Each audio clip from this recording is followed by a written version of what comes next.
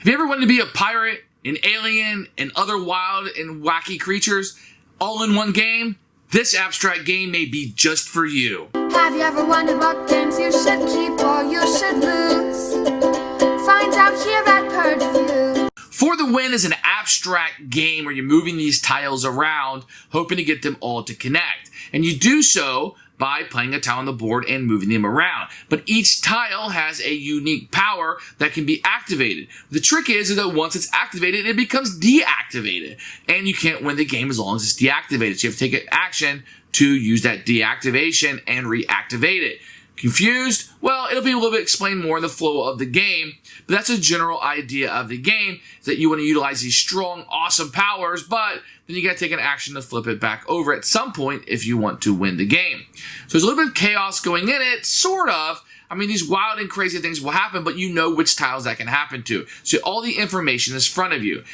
I feel like this game works really, really well. I like it quite a bit, even though I'm not a fan of abstracts, but it's pretty short, and you have these wild, crazy powers, and you're choosing which tiles to put out, and which one of these powers will activate at some point, or maybe never. Are you bluffing about that? And that's a really fun aspect of this game.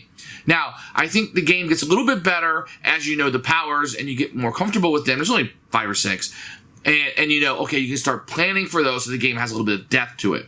What's also neat is you can take 1 or 2 actions. So everybody's going to take 5 actions in the round, but you can take 1 or 2. So do you take like 1 action and let your opponent get done, or you can hit them with 2 or 3 at the end, or how you're going to play that out will be very interesting in your decisions that you're making in this game. So a lot of little decisions that you'll be making add up to a pretty good puzzle. Now, this is a light game. This is not something that's, you know, a 3-hour endeavor, a 2-hour endeavor. It's going to be very short, you know, 15, 20 minutes, if that. And you're kind of going through these aspects of utilizing these powers and moving things around in a very abstract way. So I don't normally like abstract games, but this is what I actually like. I'll be keeping this one in my collection for now, although I don't know how often I'll go back to it because we just don't play a lot of games like this. But it's a really fun game to be very quick and go through the aspects of it. And I do like the powers. They blow up the game, and I like that quite a bit. For the Win, it's a very small little game. The box is just for 2 players and it lasts about 10 minutes. So opening up, you're going to get these really chalky pieces. I mean, these things are really nice plastic. They're double-sided with just icons on each side. You can have one for the player will be the white, one will be the black. But these are super nice, and as you can hear them, are really, really great.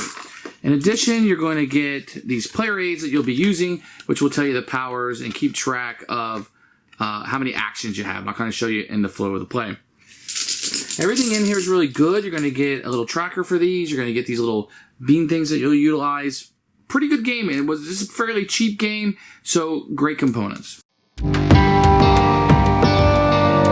the rule book. It has like a plasticky feel to it. It's kind of weird.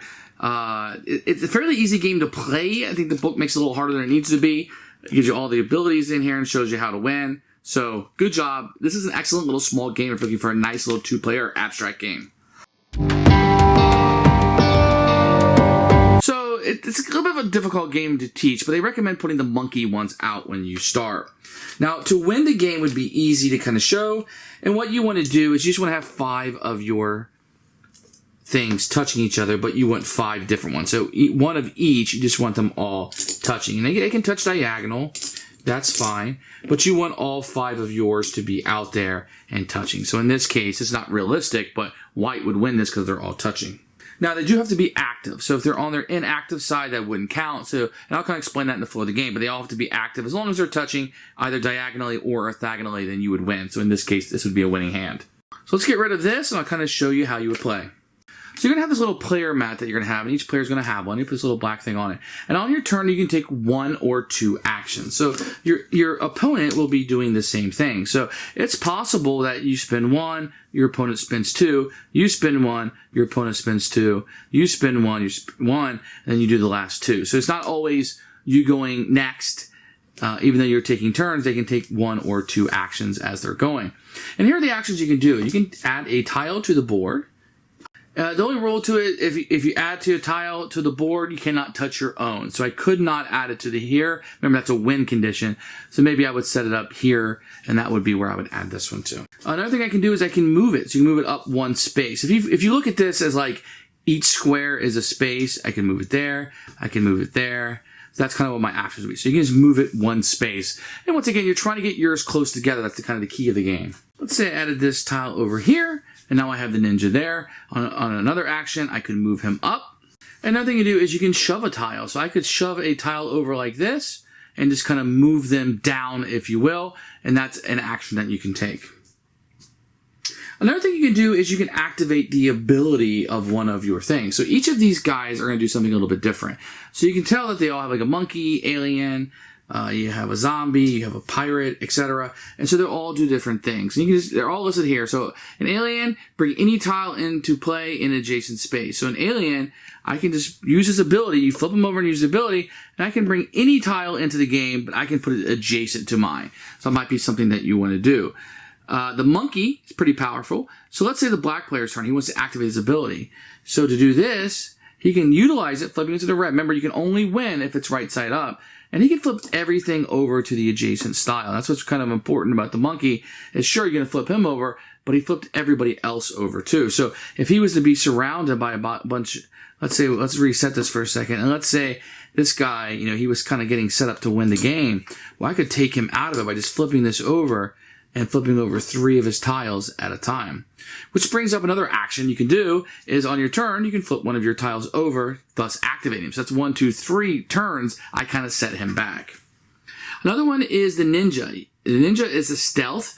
So the ninja can move to any location I want him to. So normally, when you move, it's only one space. But with the ninja, I can move him all the way over here if I wanted to, for example.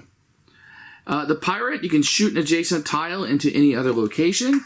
So if the pirate was out, let's say he was here, I could shoot, and I could maybe shoot this over here if I wanted to into any unoccupied space that I wanted to do.